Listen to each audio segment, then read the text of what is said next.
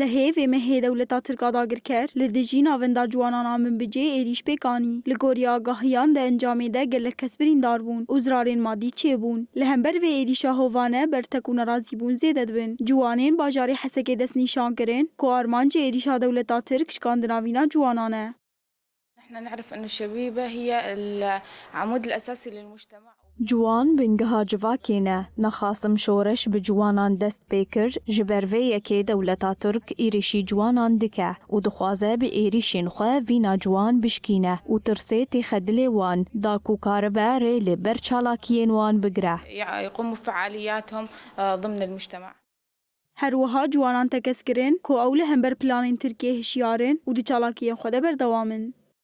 شري طيبات سروان ماشيين يعني بقول لك رنجي يعني بسر مخدرات بيتر فر بلادكن دري اجرابتكن يعني بشكل عام او ريشه تركي يعني تخوازن انه في منطقه ما فالا بكن شخو ام جوا جوانا ام دوما زبوفيتشتي ام دواتا تشكم خواتا شيدكن ام شاشيدكن ام جوانا ردويجن انه برا الشيار من برفيتشتي.